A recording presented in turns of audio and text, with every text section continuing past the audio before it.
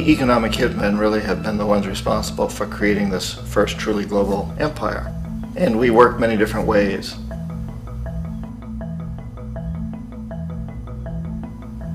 But perhaps the most common is that we will identify a country that has resources our corporations covet, like oil, and then arrange a huge loan to that country from the World Bank or one of its sister organizations. But the money never actually goes to the country. Instead, it goes to our big corporations to build infrastructure projects in that country, power plants, industrial parks, ports, things that benefit a few rich people in that country, in addition to our corporations, but really don't help the majority of the people at all. However, those people, the whole country is left holding a huge debt. It's such a big debt they can't repay it, and that's part of the plan, that they can't repay it. And so at some point, we economic hitmen go back to them and say, listen, you owe us a lot of money, can't pay your debt, so sell your oil real cheap to our oil companies. Allow us to build a military base in your country, or send troops in support of ours to someplace in the world like Iraq, or vote with us on the next UN vote. To have their electric utility company privatized and their water and sewage system privatized and sold to U.S. corporations or other multinational corporations. So there was that whole mushrooming thing, and it's so typical of the way the IMF and the World Bank work, that you put a country in debt, it's such a big debt it can't pay it, and then you offer to refinance that debt and pay even more interest.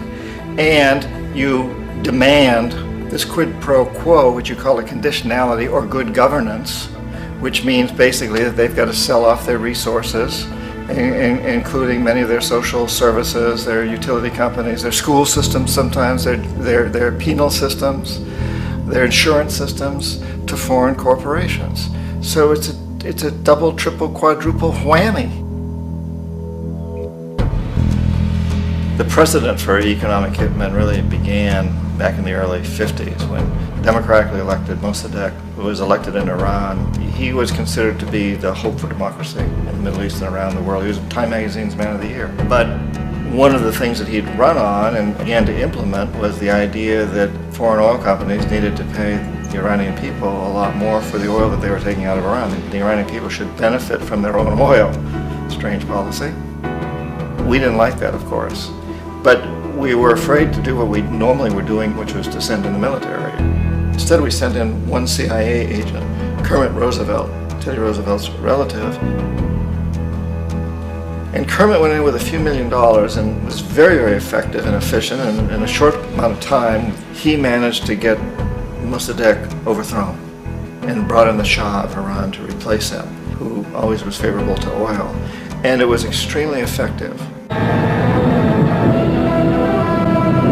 Mobs overflow Tehran. Army officers shout that Mossadegh has surrendered and his regime as virtual dictator of Iran is ended. Pictures of the Shah are paraded through the streets as sentiment reverses. The Shah is welcomed home. So back here in the United States, in Washington, people looked around and said, wow, that was easy and cheap. So this established a whole new way of manipulating countries, of creating empire.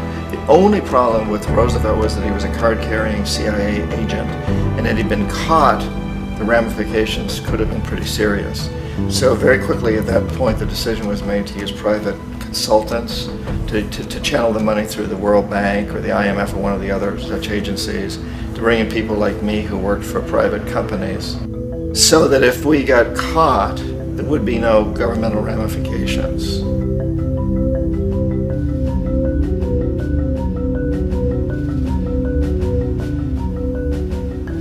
When Arbenz became president of Guatemala, the country was very much under the thumbs of United Fruit Company, the big international corporations. And Arbenz ran on this ticket that says, you know, we want to get the land back to the people. And once he took power, he was implementing policies that would do exactly that, give land rights back to the people. United Fruit didn't like that very much. And so they hired a public relations firm, launched a huge campaign in the United States to convince the United States people, the citizens of the United States, and the press of the United States, and the Congress of the United States, that Arbenz was a Soviet puppet, and that if we allowed him to stay in power, the Soviets would have a foothold in this hemisphere. And that at that point in time was a huge fear on everybody's mind, the Red Terror, the Communist Terror. And so, to make a long story short, Out of this public relations campaign came a commitment on the part of the CIA and the military to take this man out. And in fact, we did. We sent in planes, we sent in soldiers, we sent in jackals, we sent everything in to take him out, and did take him out. And as soon as he was removed from office, the new guy that took over after him basically reinstated everything to the big international corporations, including United Fruit.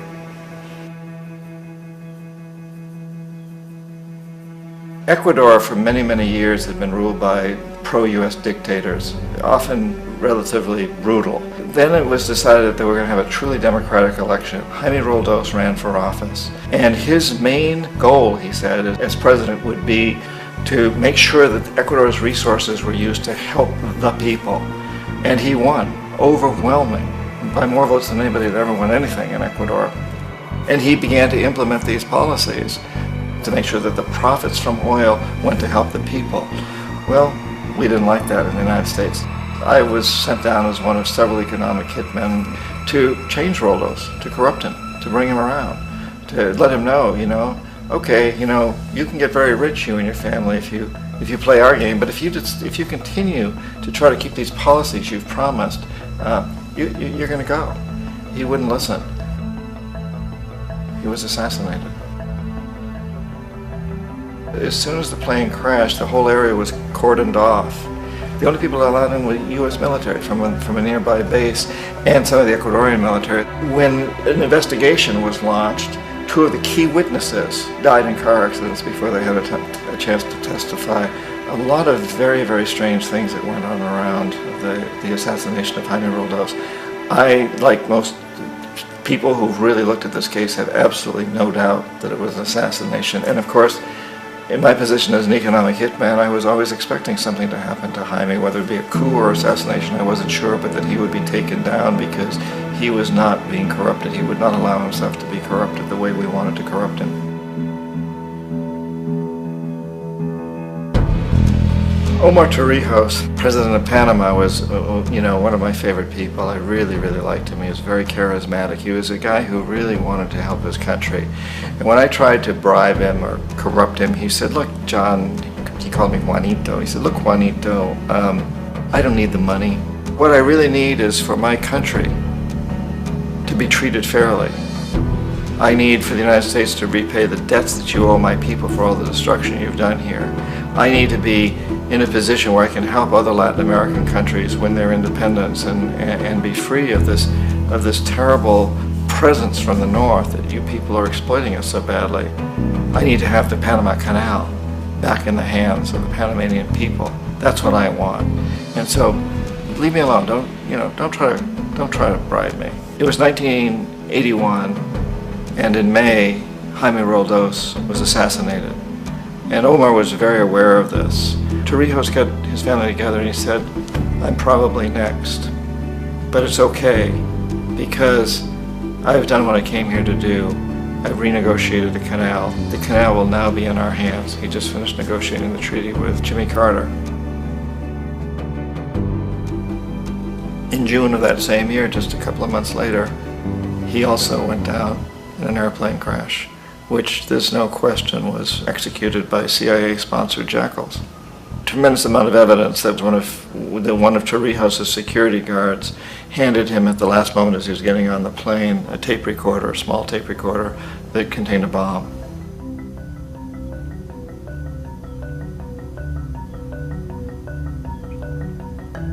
It is interesting to me how this system has continued pretty much the same way for years and years and years, except the economic hitmen have got better and better and better. Then we come up with, very recently, what happened in Venezuela. In 1998, Hugo Chavez gets elected president, following a long line of presidents who had been very corrupt and basically destroyed the economy of the country. And Chavez was elected amidst all that. Chavez stood up to the United States, and he's done it primarily demanding that Venezuelan oil be used to help the Venezuelan people. Well, we didn't like that in the United States. So in 2002, a coup was staged, which there's no question in my mind, and most other people's minds, that the CIA was behind that coup.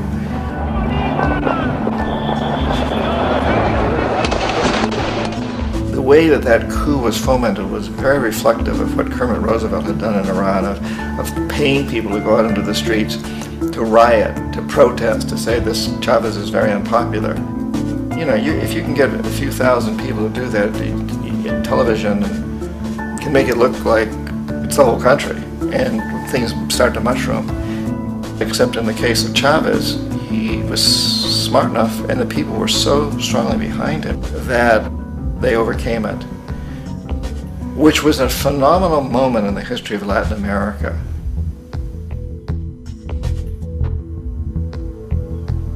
Iraq actually is a perfect example of the way the whole system works. So we economic hitmen are the first line of defense. We go in and we try to corrupt governments and get them to accept these huge loans, which we then use as leverage to basically own them. If we fail, as I failed in Panama with Omar Torrijos and in Ecuador with Jaime Roldos, men who refused to be corrupted, then the second line of defense is we send in the jackals. And the jackals either overthrow governments or they assassinate. And once that happens and a new government comes in, and boy, it's going to toe the line, because the new president knows what will happen if he doesn't. In the case of Iraq, both of those things failed. Economic hitmen were not able to get through to Saddam Hussein. We tried very hard. We tried to get him to accept a deal very similar to what the House of Saud had accepted in Saudi Arabia, but he wouldn't accept it. And so the jackals went in to take him out. They couldn't do it. His security was very good. After all, he had one time worked for the CIA. He'd been hired to assassinate a former president of Iraq and failed, but he knew the system. So in '91, we send in the troops and we take out the Iraqi military. So we assume at that point that Saddam Hussein is going to come around. We could have taken him out, of course, at that time, but we didn't want to. He's the kind of strong man we like. He controls his people. We thought he could control the Kurds and keep the Iranians in their border and keep pumping oil for us. And then once we took out his military, now he's going to come around. So the economic hitmen go back in the 90s without success. If they'd had success, he'd still be running the country. We'd be selling him all the fighter jets he wants and everything else he wants. But they couldn't. They didn't have success. The jackals couldn't take him out again, so we sent the military in once again, and this time we did the complete job and took him out, and in the process created for ourselves some very, very lucrative construction deals. We had to reconstruct a country that we'd essentially destroyed, which is a pretty good deal if you own construction companies, big ones. So, you know, Iraq shows the three stages. The economic hitmen failed there, the jackals failed there, and as a final measure, the military goes in. And in that way, we've really created an empire, but we've done it very, very subtly. It's clandestine. All the empires of the past were built on the military, and everybody knew they were building them. So that the British knew they were building them, the French, the Germans, the Romans, the Greeks. And they were proud of it, and they always had some excuse like spreading civilization, spreading some religion, something like that. But they knew they were doing it. We don't. The majority of the people in the United States have no idea that we're living off the benefits of a clandestine empire, that today there's more slavery in the world than ever before. And then you have to ask yourself, well, if it's an empire, then who's the emperor? Obviously, our presidents of the United States are not emperors. An emperor is someone who's not elected, doesn't serve a limited term, and doesn't report to anyone, essentially. So you can't classify our presidents that way. But we do have what I consider to be the equivalent of the emperor, and it's what I call the corporatocracy. The corporatocracy is this group of individuals who run our biggest corporations, and they really act as the emperor of this empire. They control our media, either through direct ownership or advertising. They control most of our politicians because they finance their campaigns, either through their corporations or through personal contributions that come out of the corporations. They're not elected, they don't serve a limited term, they don't report to anybody. And at the very top of the corporatocracy, you really can't tell whether a person's working for a private corporation or the government because they're always moving back and forth. So, you know, you've got a guy who one moment is the president of a big construction company like Halliburton, and the next moment he's vice president of the United States, or the president who is in the oil business. And this is true whether you've got Democrats or Republicans in the office. You have them moving back and forth through the revolving door. And in a way, Our government is invisible a lot of the time, and its policies are carried out by our corporations on one level or another. And then again, the policies of the government are basically forged by the corporatocracy and then presented to the government. They become government policy. So it's an incredibly cozy relationship.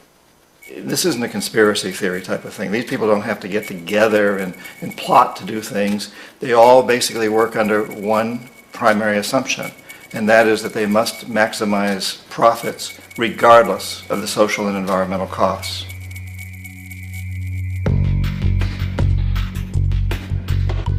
This process of manipulation by the corporatocracy through the use of debt, bribery, and political overthrow is called globalization. Just as the Federal Reserve keeps the American public in a position of indentured servitude through perpetual debt, inflation, and interest, the World Bank and IMF serve this role on a global scale. The basic scam is simple. Put a country in debt either by its own indiscretion or through corrupting the leader of that country, then impose conditionalities or structural adjustment policies, often consisting of the following. Currency devaluation. When the value of a currency drops, so does everything valued in it. This makes indigenous resources available to predator countries at a fraction of their worth. Large funding cuts for social programs. These usually include education and healthcare, compromising the well-being and integrity of the society, leaving the public vulnerable to exploitation. Privatization of state-owned enterprises. This means that socially important systems can be purchased and regulated by foreign corporations for profit. For example, in 1999, the World Bank insisted that the Bolivian government sell the public water system of its third largest city to a subsidy of the U.S. corporation Bechtel. As soon as this occurred, water bills for the already impoverished local residents skyrocketed. It wasn't until after a full-blown revolt by the people that the Bechtel contract was nullified. Then there is trade liberalization, or the opening up of the economy through removing any restrictions on foreign trade. This allows for a number of abusive economic manifestations, such as transnational corporations bringing in their own mass-produced products, undercutting the indigenous production and ruining local economies. An example is Jamaica, which, after accepting loans and conditionalities from the World Bank, lost its largest cash crop markets due to competition with Western imports. Today, countless farmers are out of work, for they are unable to compete with the large corporations. Another variation is the creation of numerous seemingly unnoticed, unregulated, inhumane sweatshop factories, which take advantage of the imposed economic hardship. Additionally, due to production deregulation, environmental destruction is perpetual, as a country's resources are often exploited by the indifferent corporations while outputting large amounts of deliberate pollution. The largest environmental lawsuit in the history of the world today is being brought on behalf of 30,000 Ecuadorian Amazonian people against Texaco, which is now owned by Chevron. So today it's against Chevron, but for activities conducted by Texaco. Estimated to be more than 18 times what the Exxon Valdez dumped into the coast of Alaska. In the case of Ecuador, it wasn't an accident. The oil companies did it intentionally. They knew they were doing it to save money out there rather than arranging for proper disposal. Furthermore, a cursory glance at the performance record of the World Bank reveals that the institution, which publicly claims to help poor countries develop and alleviate poverty, has done nothing but increase poverty and the wealth gap, while corporate profits soar. In 1960, the income gap between the fifth of the world's people in the richest countries versus the fifth in the poorest countries was 30 to 1. By 1998, it was 74 to 1. While global GNP rose 40% between 1970 and 1985, those in poverty actually increased by 17%. While from 1985 to 2000, those living on less than $1 a day increased by 18%. Even the Joint Economic Committee of the U.S. Congress admitted that there is a mere 40% success rate of all World Bank projects. In the late 1960s, the World Bank intervened in Ecuador with large loans. During the next 30 years, poverty grew from 50% to 70%. Under or unemployment grew from 15 to 70%. Public debt increased from 240 million to 16 billion, while the share of resources allocated to the poor went from 20% to 6%. In fact, by the year 2000, 50% of Ecuador's national budget had to be allocated for paying its debts. It is important to understand the World Bank is, in fact, a U.S. bank supporting U.S. interests, for the United States holds veto power over decisions, as it is the largest provider of capital. And where did it get this money? You guessed it. It made it out of thin air through the fractional reserve banking system. Of the world's top 100 economies, as based on annual GDP, 51 are corporations, and 47 of that 51 are U.S.-based. Walmart, General Motors, and Exxon are more economically powerful than Saudi Arabia, Poland, Norway, South Africa, Finland, Indonesia, and many others. And, as protective trade barriers are broken down, currencies tossed together and manipulated in floating markets, and state economies overturned in favor of open competition and global capitalism, the empire expands. You get up on your little 21-inch screen and howl about America and democracy. There is no America. There is no democracy. There is only IBM and ITT and AT&T and DuPont, Dow, Union Carbide, and Exxon. Those are the nations of the world today. What do you think the Russians talk about in their councils of state? Karl Marx? They get out their linear programming charts, statistical decision theories, Minimax solutions, and compute the price-cost probabilities of their transactions and investments, just like we do. We no longer live in a world of nations and ideologies, Mr. Beale. The world is a college of corporations, inexorably determined by the immutable bylaws of business. The world is a business, Mr. Beale.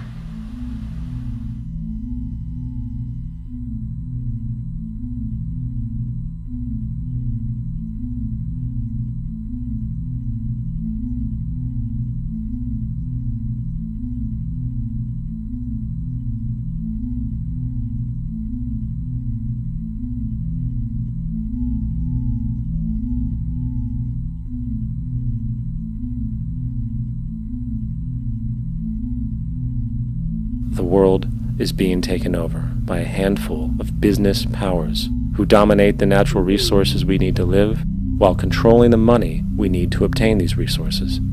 The end result will be world monopoly, based not on human life, but financial and corporate power. And as the inequality grows, naturally more and more people are becoming desperate. So the establishment was forced to come up with a new way to deal with anyone who challenges the system. So they gave birth to the terrorist.